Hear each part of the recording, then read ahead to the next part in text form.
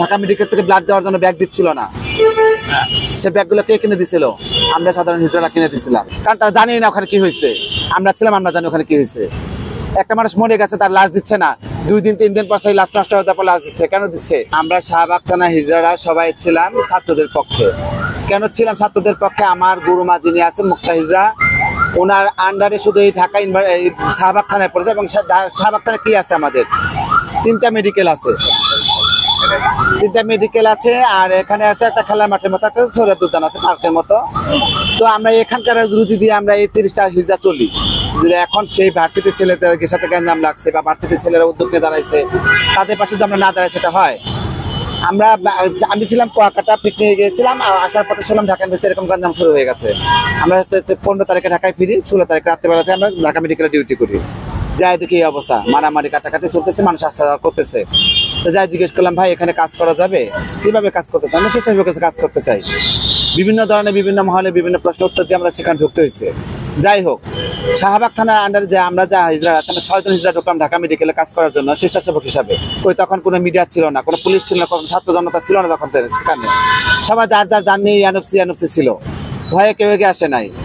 সর্বোচ্চ রেকর্ড যে শাহবাগ থানায় হিজড়ারা নিজেরা দাঁড়িয়ে থেকে 3 লক্ষ টাকা 2 দিনে ক্যাশ উঠাইছে এবং 700 ব্যাগ রক্তের ব্যবস্থা করে দিছে, যেটা নজিরবিহীন বাংলাদেশে কেউ কোথাও করে নাই। কাদের করে দিচ্ছেন? ছাত্রদের, সাধারণ জনগণদের যারা আসছে। আমি এবং ওখানকার একটা শিব সম্প্রদায় একজন সাংবাদিক ছিলেন প্রথম আলো, ওনাকে আমি একটা রিকোয়েস্ট করেছিলাম, ভাই কে কার ভাই কে কার মা সেটা দেখার দরকার নাই। আমরা মানুষ হিসেবে মানুষের উপকার করতে চাই। আপনি এখানে দাঁড়িয়ে থাকেন, আপনার এই যে হাজার হাজার লোক এখানে দাঁড়িয়ে আছে, কেউ একটা রুগী ধরতেছেন, আপনার রুগী না ধরলে আপনি চলে যান। একটা অ্যাম্বুলেন্স যায়, সে বলতে পারবে না যে 2 মিনিট দাঁড়াইছে, তাদের একটা রোগ বের করতে 2 মিনিট লাগছে, সেটা আমরা বের করে দিচ্ছি।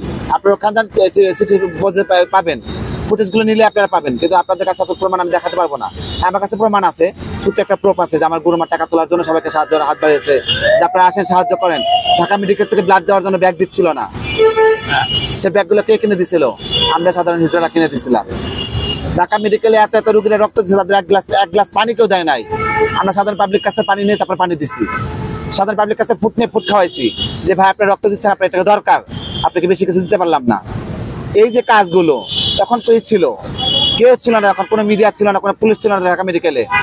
মানে 2 কোনো মিডিয়া ছিল না, কোনো পুলিশের ছিল না। আজকে দেখি অমুক মিডিয়া যে টাং পাং করে অমুকে হাই করছে তাই করছে, কেউ কিছুই করে নাই। তাহলে এই লাশের পাহাড় কই গেল? এই শত শত লাশ কই গেল? কারকে বাংলাদেশের মানে হিসাব দিতে পারছে যে কতগুলো লাশ, কতগুলো মানুষ মারা গেছে? কেন হিসাব আসে নাই? যদি সেখানে সাংবাদিক থাকতো অবশ্যই একটা নিউজ আসতো যে না এতগুলো লাশ, এতগুলো মানুষ মারা গেছে। কোনো নিউজ নেই আপনাদের কাছে, আপনারা কেউ বলতে পারবেন কতগুলো লাশ মারা গেছে, কতগুলো মানুষ মারা গেছে, কতগুলো মানুষ ক্ষয়ক্ষতি হয়েছে? তখনকার যে ডিবি প্রধান ছিল, তখনকার ডিবি প্রধানদের চক্রান্তে 22 তারিখের আনুমানিক 2টার দিকে ঢুকে গেল কি করার জন্য? ফিঙ্গার নেওয়ার জন্য। কেন ফিঙ্গার নেবে তাদের? একটা মানুষ মরাপন্ন অবস্থা, তাতে ফিঙ্গার নেওয়ার কোনো কিছু হয় না।